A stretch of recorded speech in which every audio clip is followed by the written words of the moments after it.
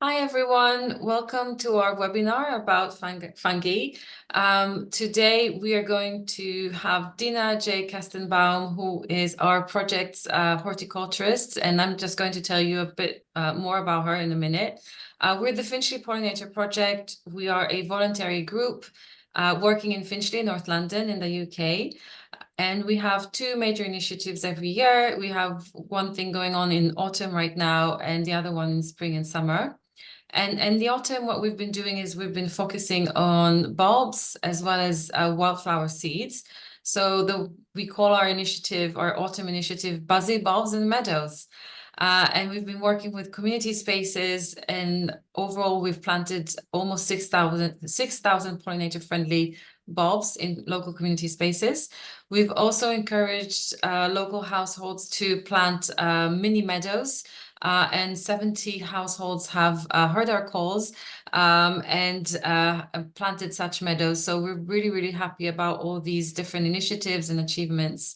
And I'm very pleased that we have our project's horticulturist, Deena J Kestenbaum. Deena is a garden designer and a Chelsea Flower Show award winner. And 15 years ago, she moved from using horticulture as a business to using horticulture as a well-being tool. So she's been working with a Mind Charity as well as with Barnet Council and some other councils, delivering food growing community projects, working with adults with mental health issues, and really doing wonderful, wonderful work. So Deena, thank you so much for still somehow managing time to volunteer for the Finchley Pollinator Project and delivering this great webinar for us. So let me just make sure that I'm sharing our screen. Just 1 minute. Let's do that. Perfect. Great. Lovely. Okay, we're ready to go? Let's go. Fabulous. Okay, Shiri, first of all, thank you so much for this very fulsome introduction. I am so delighted constantly to be part of a very local initiative. I feel that very few of us can influence the big world, but many of us have the capacity to get involved on a very, very local level and see small changes taking shape and being part of that small change. So, what I'm going to talk about today is a most astonishingly fascinating subject of the almost unseen, practically hidden world of fungi. It's actually very opportune to be talking about fungi now in these dank, wet, moist autumn season, because this is where people come to see the only part of a fungus that is visible to passersby walking through woodland, and that actually is the fruiting reproductive body of the mushroom, of the fungus, which is the bit that pokes up above ground this time of year as a vehicle for disseminating spores, which is how they reproduce. And I'm going to talk a little bit more about that later. I'm going to give you some completely mind blowing facts now, which are as follows. So, 1.5 billion years ago, and if any of you can actually hold in your mind what 1.5 billion years ago looks like, I really admire you because this is beyond my capacity. But that is when fungi first colonized aquatic regions. In other words, areas that were underwater, which was actually, from what little I have read about the beginning of life, was most of the existent universe of planet Earth. They moved onto land about 460 million years ago, which is another mind-blowing number. And at that point, and it's not coincidental, this is where fossils showed the first evidence of plant forms. And the reason why this is not coincidental is that fungi are a absolutely incredibly important central part of the creation of soil. So we have plant life beginning to form. We've got a representation of the fungi world beginning to appear, creating the first, laying down the first soil. And about maybe 250 million years ago, which is a long time after both plants and fungi appeared, and that's through fossilized evidence that paleontologists, biopaleontologists are aware of this.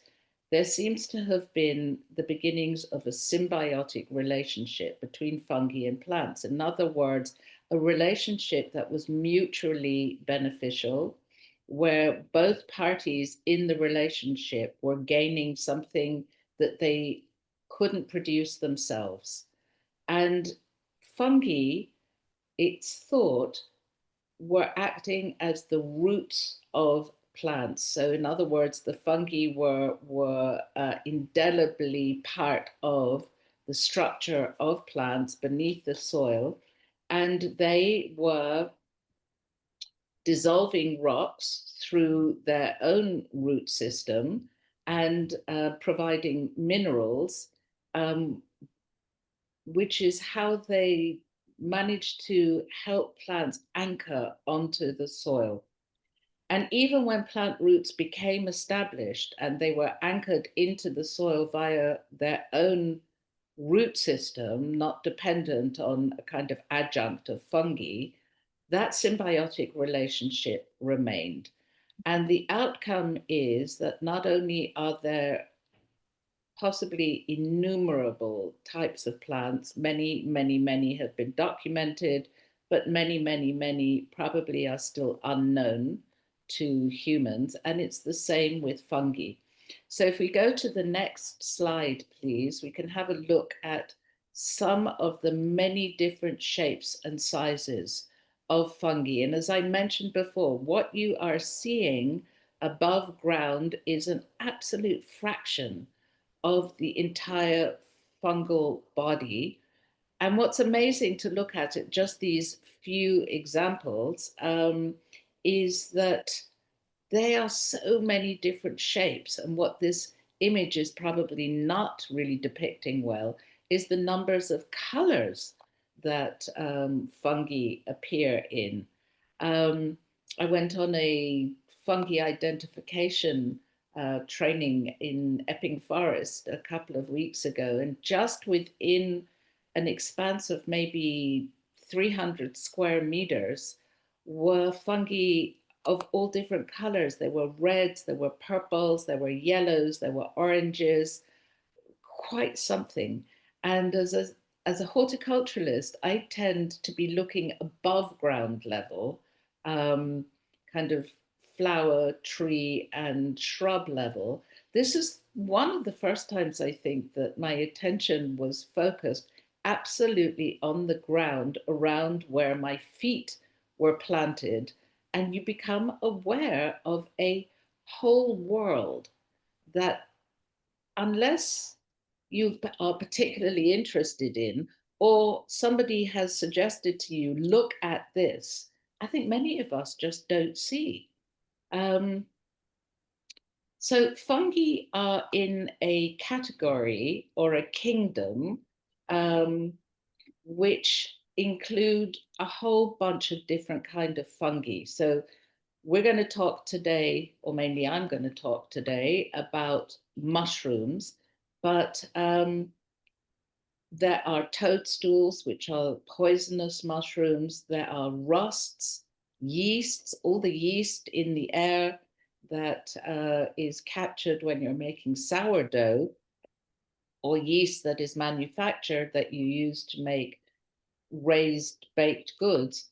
That's actually all in the air, and that's related to fungi. Mold is also in the fungi family, and mildew. So those of you who grow plants or grow plants, let's say indoors under cover, you might sometimes be aware of all sorts of white or black spots on leaves. That's mildew, and that's another kind of fungus. And just excuse me 1 second, please.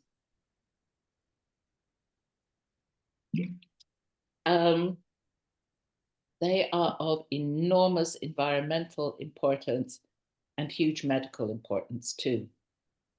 So now we're going to go to a YouTube video, which is going to show you all about fungi.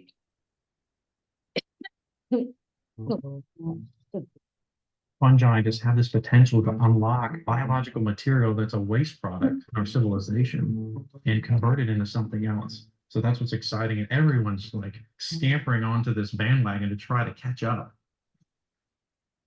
I started as a grower and I was out collecting edible mushrooms.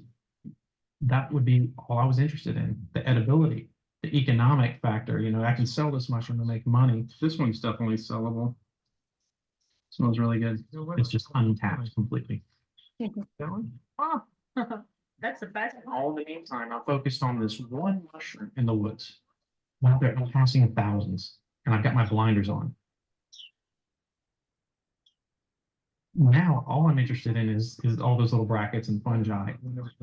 I have a lot of species of fungi here in the lab, and there's 1.5 million species plus of fungi on the planet. Do we need to concentrate it somehow? Do we need to come to store it? Our theory is that when you have an infection and you're either not sure what the bacteria is, or you know that that bacteria is drug resistant, so we don't have a really perfect treatment, that you could take that bacteria, inoculate the mushroom, so put it on the mushroom would then sweat out these metabolites, and those metabolites would basically be able to kill that bacteria. So it's like a personalized antibiotic production system for your infection. Knowing the problems we have with antimicrobial resistance, something like this that's coming out of a different perspective and saying, look, let's take advantage of what the natural world can already do. To me, that's just fascinating. I think it's unlimited what we can do with mushrooms once we know more about the different varieties that are out there and more about their biology in general.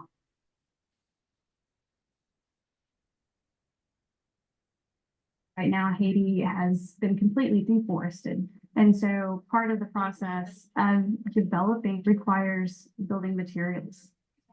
There's an urgency to go out and find new sustainable products. And I think this has a really big potential to be one of those. We're looking at compression strength, tensile strength, length retardance, its ability to act as insulation. The fungi has so many properties that are healing properties, antibiotic properties. It's lightweight, it's a great source of protein. It will be able to filter all sorts of pathogens and chemicals out of our water system. The amount of potential solutions that we have for fungi are tremendous. Good girl, but this one, it's her favorite. You open one door, there's 10 doors. Then you open up that one and it's 100. And all these have not been explored yet. This is just the beginning. We're not. Okay. So interestingly, just this morning, I read a fascinating piece about turkey tail mushrooms, and possibly you noticed in the beginning when this guy was walking through the forest with his little child, and they were flashed on the screen the names of all different kinds of mushrooms, and one of them was turkey tail mushroom. And turkey tail mushroom is called that because, unsurprisingly, it manifests in a very similar way as a turkey tail.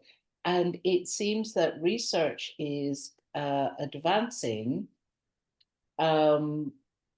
using turkey tail mushrooms together with wood chip that can create a kind of laminate on a material that would now obviate the need for plastic. Mushrooms have an enormous capacity to be harnessed and utilized in many areas of industry, as this particular YouTube clip shows. And I think that the research is probably at its infancy in terms of the sophisticated manner in which fungi can eventually be harnessed to the benefit of humanity and the planet. So fungi are remarkably resilient and very, very adaptive to environments. You will find them everywhere except the Arctic Circle, which has absolutely almost minimal soil. I mean, too little soil for even the fungi to operate in.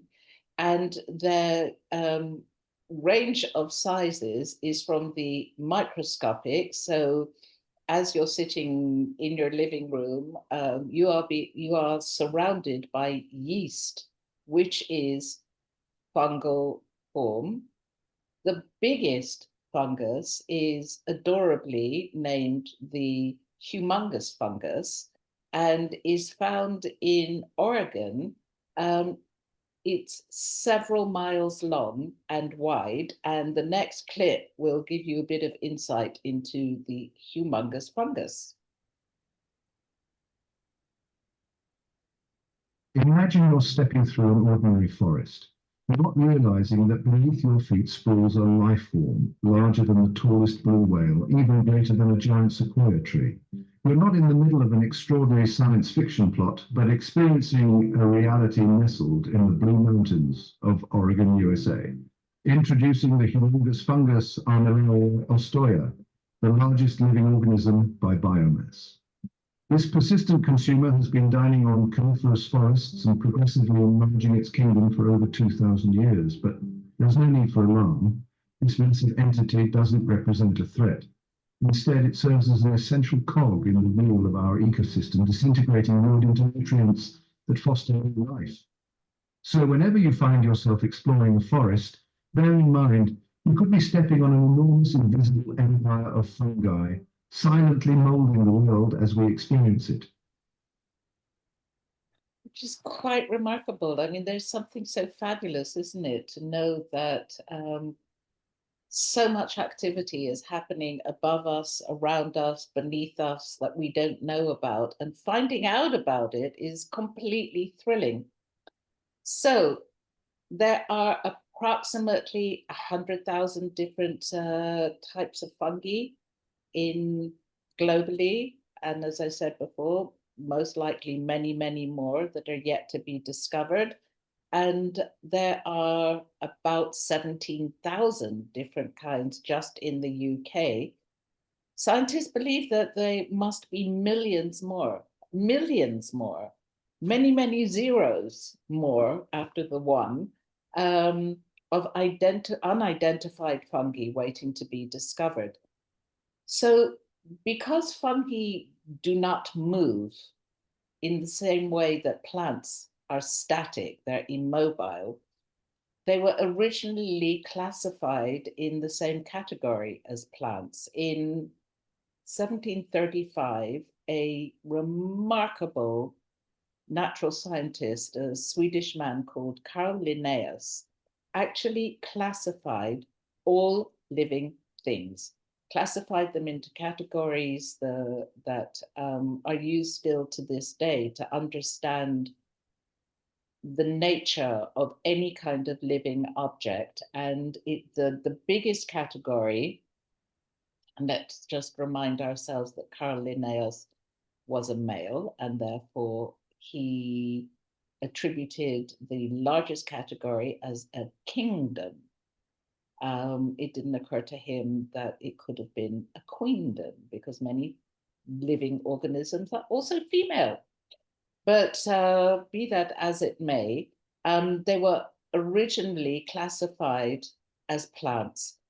However, with more sophisticated research materials, a number of elements categorizing fungi began to illustrate how actually they were quite different from plants. One of the major differences is actually their building block component is, unlike plants, which is cellulose, it is chitin, which is a fibrous substance that is actually a major component of the exoskeleton of insects and spiders, as well as fungi. So a much harder, much more robust substance. They are unable to produce their own food. They have no chlorophyll. Chlorophyll is the hormone, the chemical that is in existence in plants that makes the plant green, leaves green. And the green enables the plant, or actually is the mechanism for that plant to photosynthesize, that magical, extraordinary chemical reaction whereby the plant harnesses the energy from the sun. It extracts carbon dioxide from the atmosphere around it, and together with water, converts this into starch and sugar, which is what feeds the plant and enables it to grow, which I just trip off my tongue in the sentence. But when you actually think about this, it's overwhelming. It's the complexity of it is so extraordinary. Again, it's another mind-blowing aspect to the natural world in which we live. They reproduce through spores, as I mentioned earlier, rather than pollen or seed. And they get their food as well as from a symbiotic relationship with plants. Also, there is a category of fungi that feed off dead matter, and they are responsible for decomposition of dead matter. So these elements really are quite instructive in showing how fungus world is not the same as plant world. So what are we seeing now if you go into woodland? Also, actually, if you go onto damp lawns, you see little fungi, little mushrooms popping up all over the place. And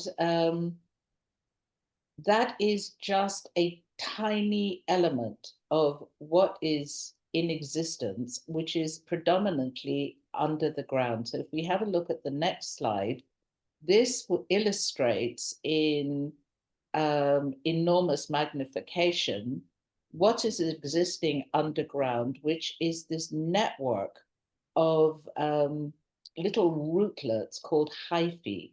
And if we have a look at the next picture, it will show how these hyphae knit together into these generally whitish mats that are referred to as mycelium.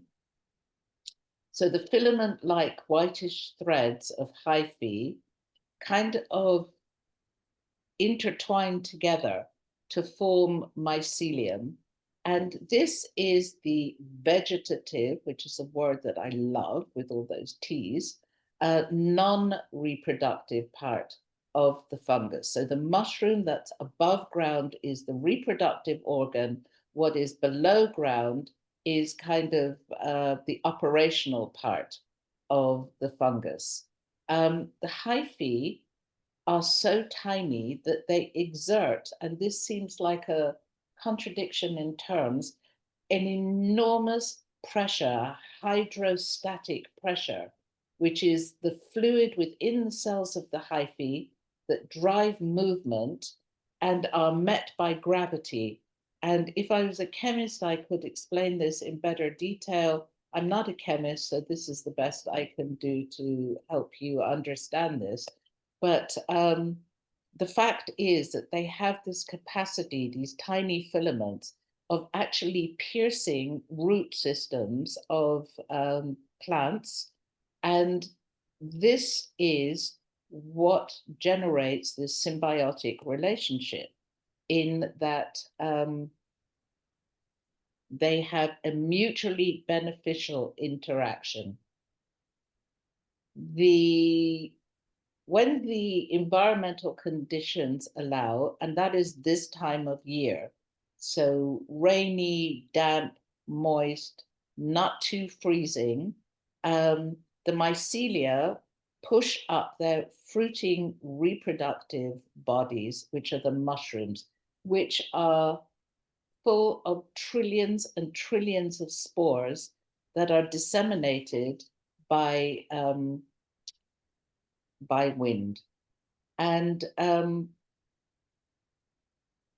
very often you have symbiotic relationships between fungi or mushrooms and specific trees, so that once you start to learn a bit more about this, and if we have a look at the next image, which is, I think, an image that most people remember. Do we not have? Okay, we can skip out this. I was going to show an image of a red toadstool, which is called fly agaric, and often is found around birch trees. Their specific mushrooms have a relationship with particular trees around them. So let's have a look at the next slide here, the YouTube clip, which will show you the interaction between hyphae, mycelium, and the plants that they live with. Hey there, how's it going, everybody? Dan here with plantabundance.com. So check this out. Earlier today, I was transferring over some comfrey over to the base of this other hugelkultur mound. While doing so, as I was digging in to do the transplant, I came across this. So what you see here is a cluster of hyphae strands, which when massed together makes something called mycelium. In case you're not familiar, mycelium is the vegetative or the body part of a fungus and is an incredibly powerful indicator of a healthy ecosystem. When soil is rich in organic matter and left undisturbed, mycelium can continually spread underground, creating a network of connectivity. Another way to know if you have mycelium present in your landscape is to look around after a good rain, especially following a spell of dry weather. If you see mushrooms popping up, then you know you got mycelium. Mushrooms are the reproductive organ of the fungi. They release millions of spores, which are like tiny microscopic seeds. So in regards to the garden, mycorrhizal fungi helps with water and nutrient absorption of most plants, and it helps to decompose organic materials like leaf matter and wood chips. Pretty cool, huh? It's also been shown to have the amazing ability to remove pollutants and chemicals from the soil and water. Who would have thought that? So if you're interested in learning more about this topic, and I hope you are, there's a gentleman by the name of Paul Stamets who you got to check out. I've included pertinent links below this video to his YouTube, books, and TED Talk titled 6 Ways Mushrooms Can Save the World. So that's it for now, everybody. As always, I hope this video finds you and finds you well.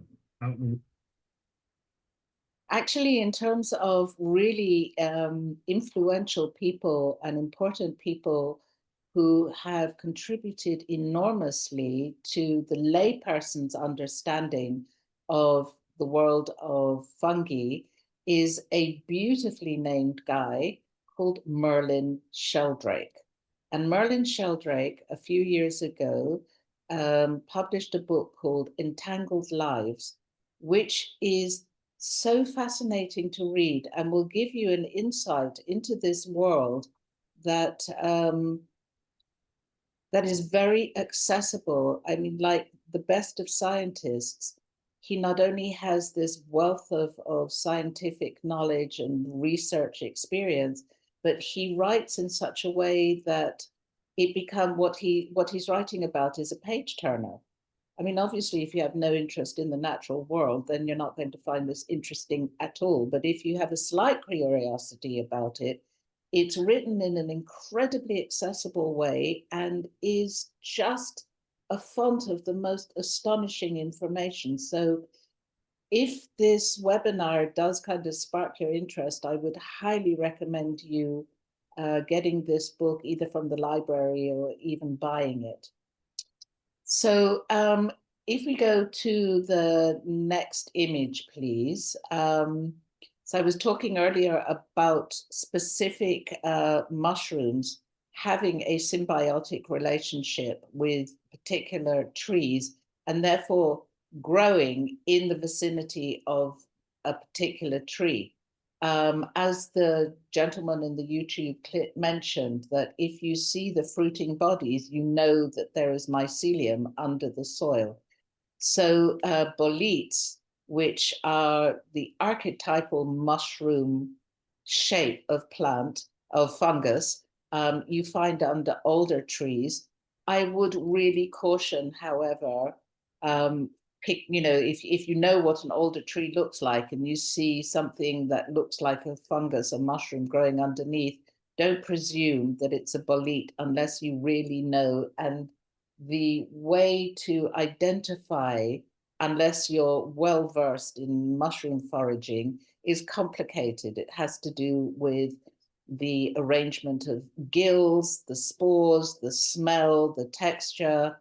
Do be careful. And actually, I remember a few years ago buying a book with 1 million photographs and taking it out with me, thinking that this is going to be my portal into foraging.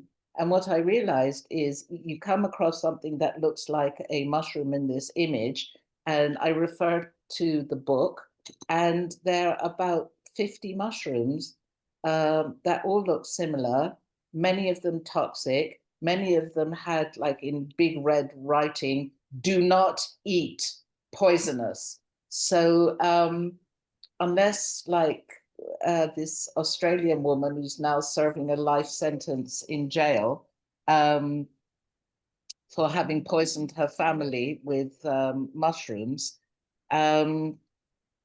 be careful what you forage, and absolutely go along with somebody who's expert in this kind of subject matter. So symbiotic fungi have another name, just to add to the complexity of different words that you're learning tonight, and that is mycorrhizal fungi. Mycorrhizal fungi are linked to tree roots, and they are in a beneficial relationship.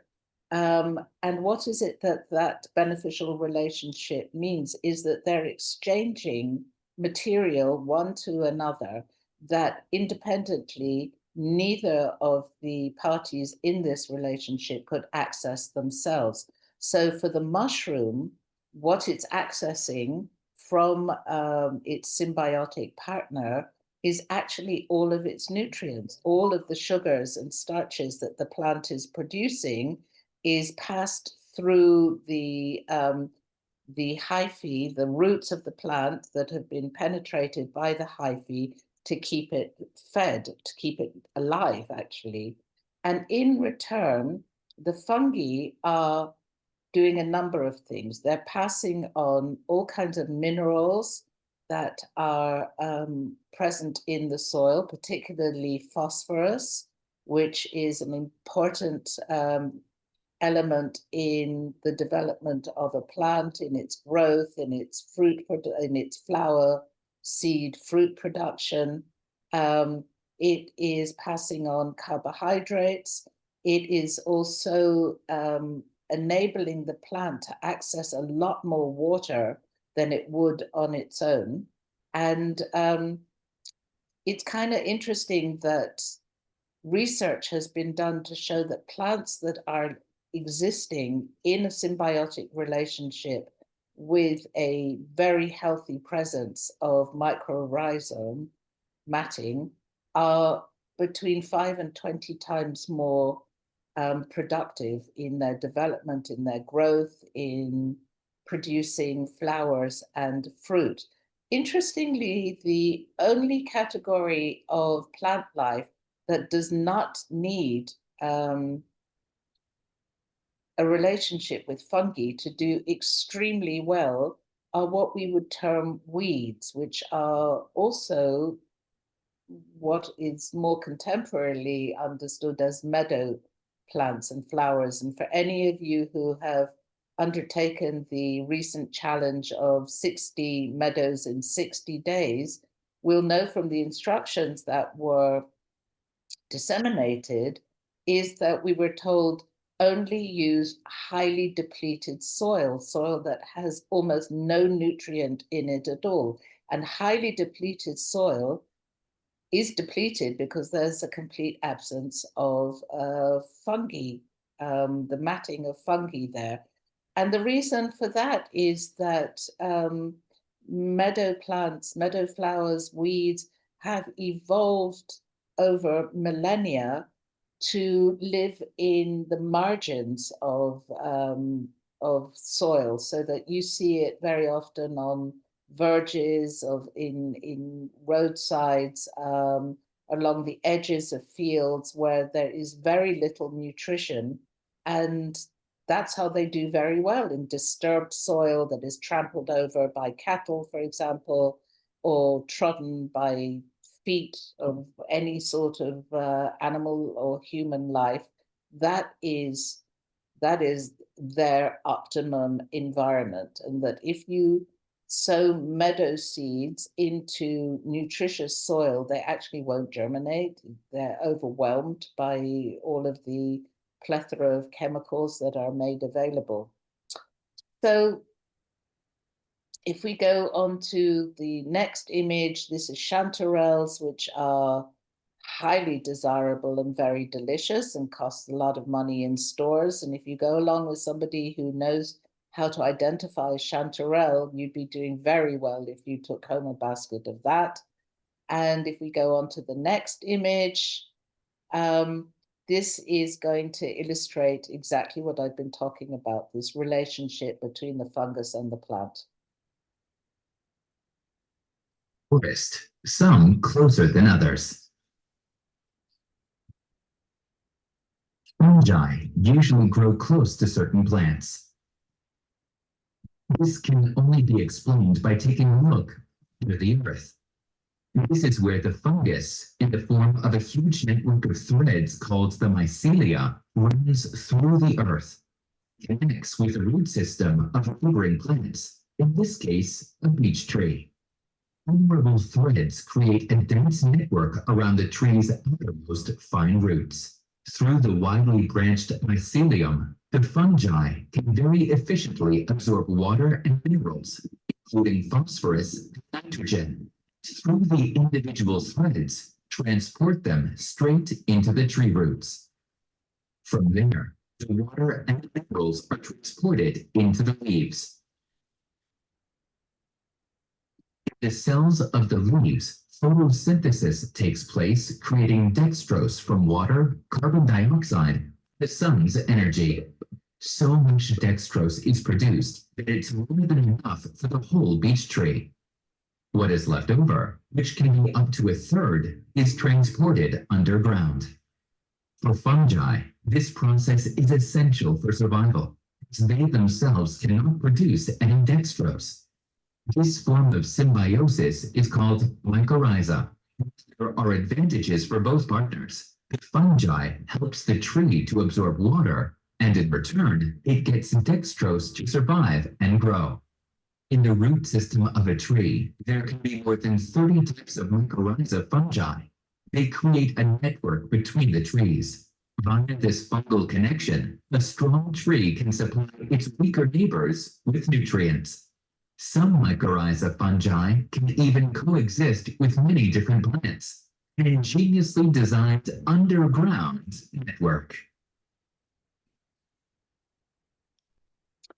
So to really continue on this theme, what is not in evidence to the naked eye, but absolutely present under the soil, is this gigantic network, which Merlin Sheldrake refers to as the wood wide web.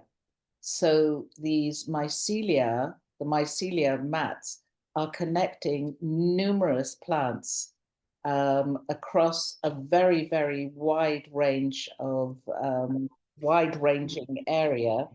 And clearly there is some kind of communication that goes on with the trees and the wood wild web that is keeping them all connected. There was a most astonishing phenomenon that occurred in the Transvaal of South Africa a number of years ago, in which a farmer, South African farmers are farming vast areas. It's not like a European farmer, but noticed a lot of the springbok antelopes on his land were dying, and post-mortem showed that they were being poisoned. But there didn't seem to be anything in evidence on his land that could be responsible for poisoning all these animals. And eventually this person got in touch with a department in Johannesburg, the local Johannesburg University, and researchers were sent out to try and ascertain what was it actually that was killing all of these antelopes. And the outcome was, I mean, makes your eyebrows disappear into your hairline. There was an abundance of these antelopes. The antelopes were grazing on leaves of the local indigenous acacia trees, but because there were so many antelope, didn't seem to have predators in that area, the acacia trees were being denuded of their leaves. So the hyphae, the mycelium under the ground connecting all these trees, is giving the trees information that you have to up your protective security system. And what is the protective security system?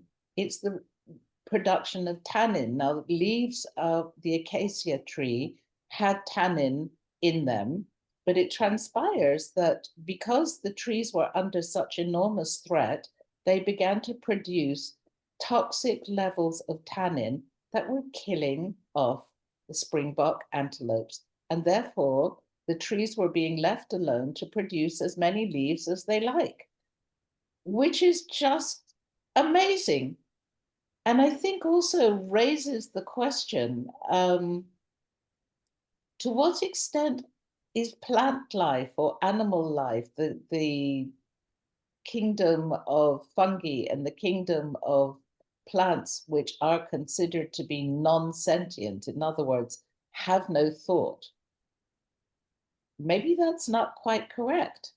And there is a book, I'll ask Shiri to put this into emails, by a scientist biologist who puts forward, a bit tongue-in-cheek, this hypothesis that maybe plants are more sentient than we think, because he shows how they see in a certain way, they do move, they react to stimuli, there is communication, and that they hear.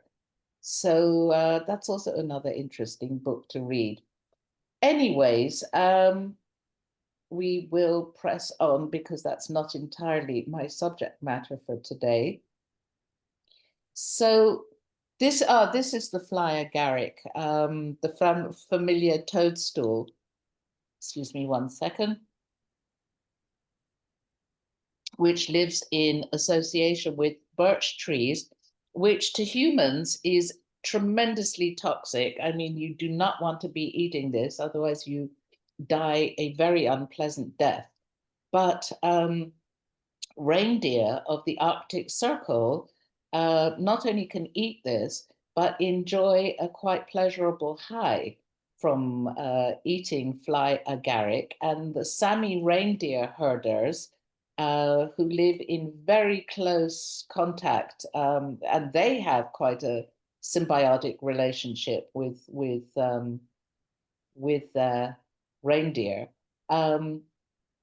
have found that if they drink the urine of a reindeer who's eaten fly agaric, they too can enjoy a high without being killed. Yeah, so I leave that for you to think about. What one will do to get a high without dying. Anyways,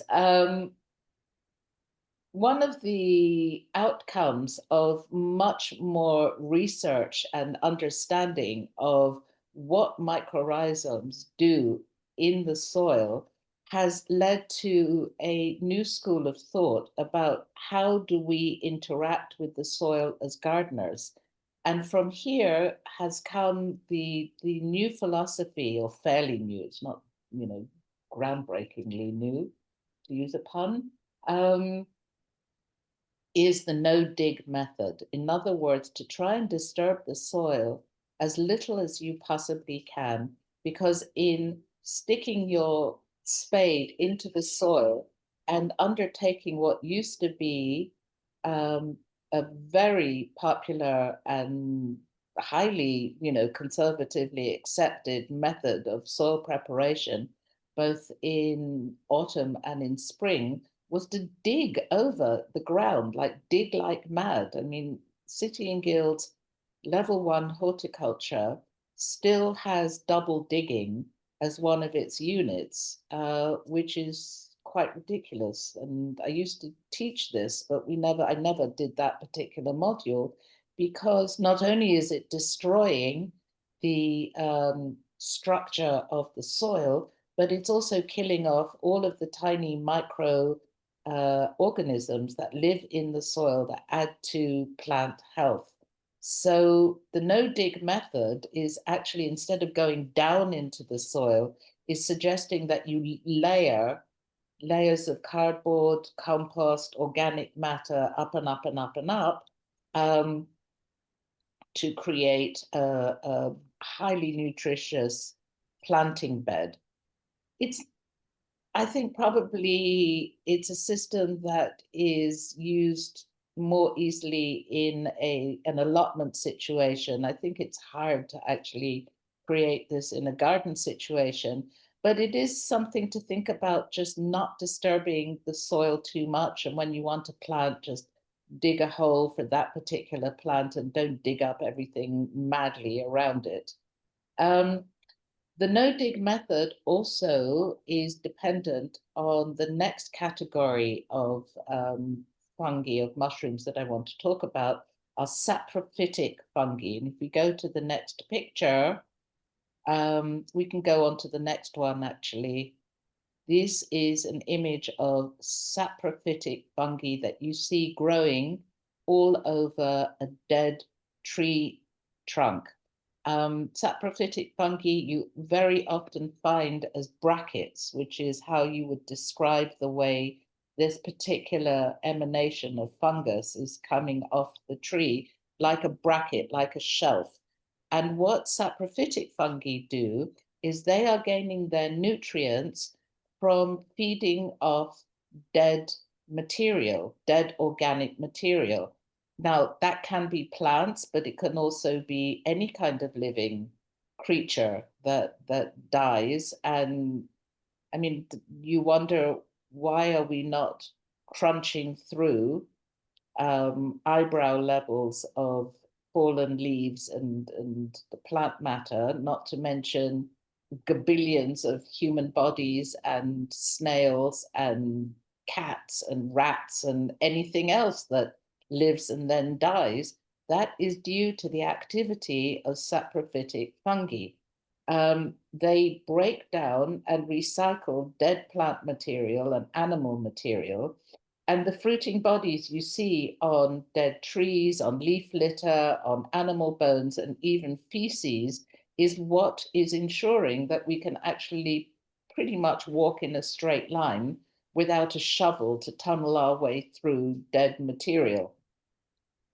So saprophytic fungi release enzymes to break down and digest this tough material that is covering trees, called lignin, or cellulose, which is plant material, or chitin, which is the skeletons of lots of bugs and insects.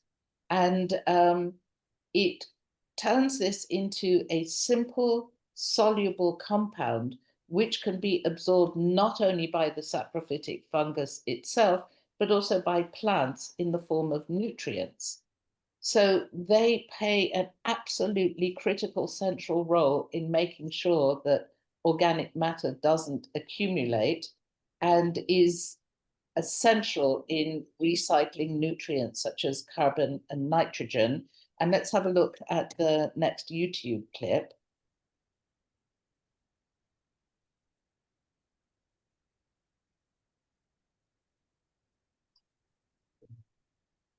In forest communities, fungi are major players in a community of decomposers responsible for breaking down dead organisms into compounds they use to feed themselves, and that may also be taken up by living plants.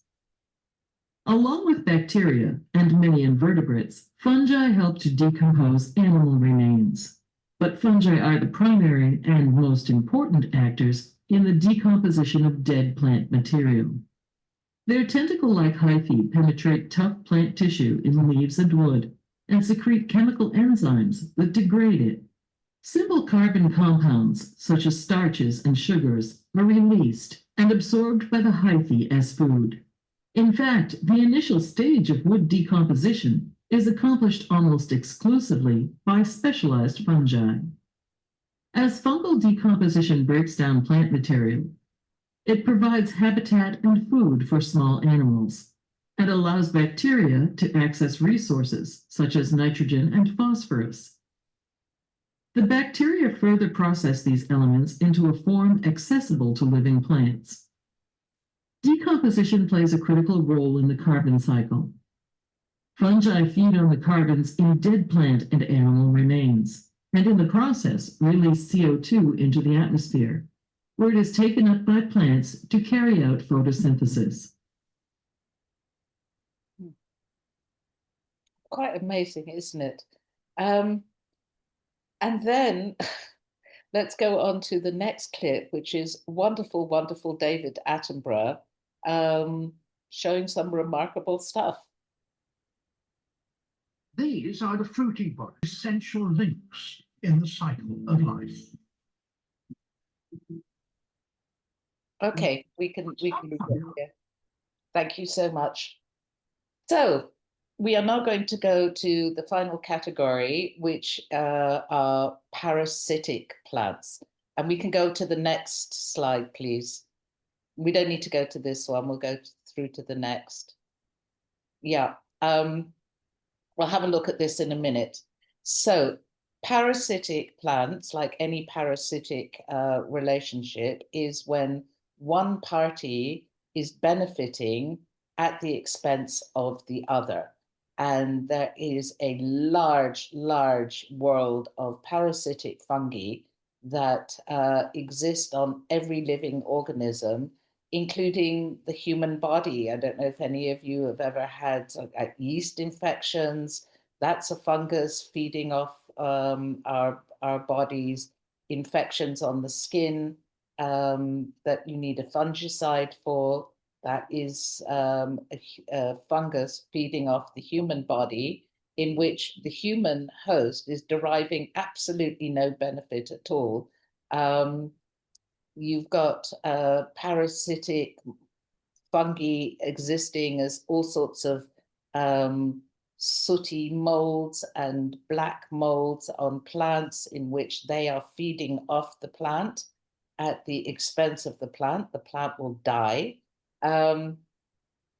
One of the most extraordinary examples of a parasitic fungus is the one that this clip is going to show in horrifying detail, which is when a parasitic fungus takes control of, in this case, an ant, and turns it into what has been dubbed a zombie ant. So wait for this. Have you ever heard of zombie ants? These ants fall victim to a parasitic fungus called Ophiocordyceps unilateralis, which takes over their nervous systems. The fungus spores attach to the ants, grow inside them, and force them to leave their colony to climb to a high spot and clamp onto a leaf or twig before dying. The fungus then continues to grow, sprouting a stalk from the ant's head to release new spores and infect more ants. To combat this, some ants live in trees to avoid the fungus, groom each other to remove spores and carry infected ants away from the colony to prevent the spread of the infection. Isn't that the grossest thing ever? And And some of you might remember, or at least have heard about, Dutch elm disease that almost eradicated all of the elms that were extant in the UK. And that was due to a parasitic fungus that infected elm bark beetles. And these beetles live in the bark of elm trees, which is why they are called elm bark beetles. And when they became infected, as they burrowed under the bark, they were spreading the spores of this infection that was eating away at the tree.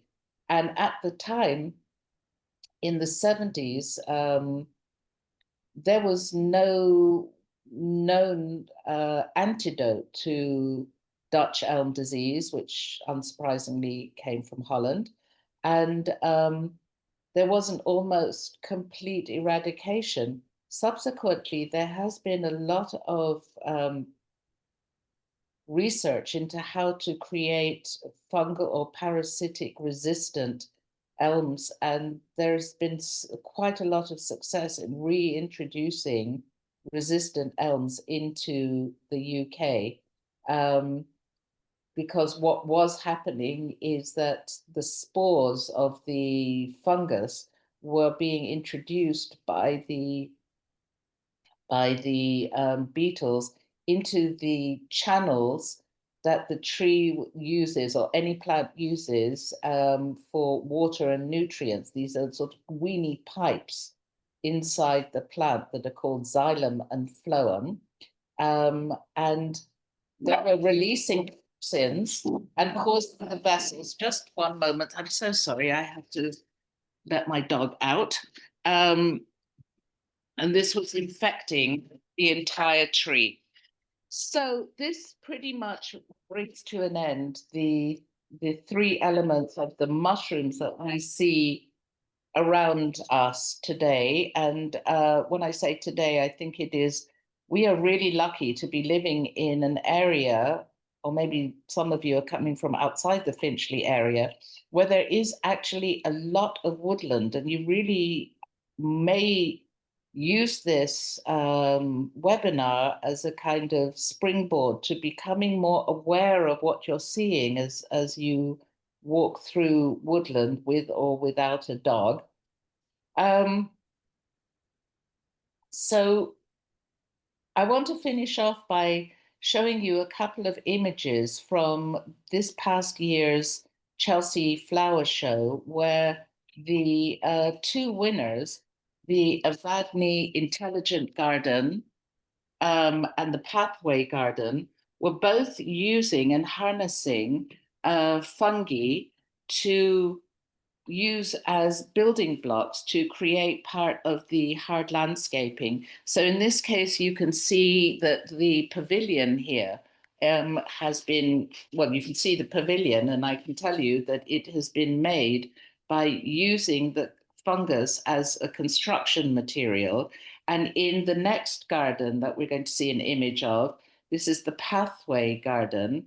And the Pathway Garden designers incorporated mycelium towers that amazingly were made from mycelium collected from waste material from last year's show, which is just so wonderful, because one of the problems, I think, of the Chelsea Flower Show and a lot of these kind of flower shows is, while they are showcasing incredible design and plants, the waste, the amount of stuff, of hard landscaping material that is simply thrown away at the end, makes you want to cry.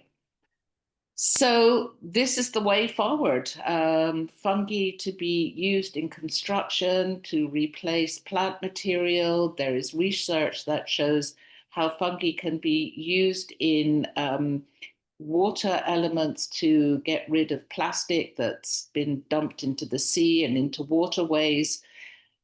Hopefully, this is the way forward, that there will be enough investment in research to stem the tide of destruction by industry, and on a much more contained level, I know that what I've been talking about it's complex, it's complicated. There's a lot of terminology here. I think that you don't necessarily feel that you have to remember all of this.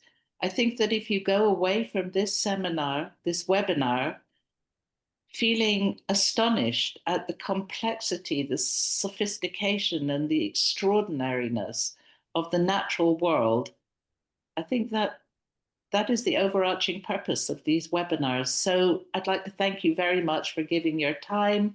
And this has been a real pleasure. I look forward to the next. Thank you so much, Deena, and thank you everyone for coming today. This has been fascinating. I've learned so much. And definitely, I know I will pay attention not only to the plants that we've been working so hard to restore here in Finchley, but to the reproductive body of the fungi, which is the mushrooms, and appreciate how everything is working together, and just maybe just need a little bit of extra support and care and attention from us as well. By maybe not digging, for example, and restoring nature in general. So thank you so much.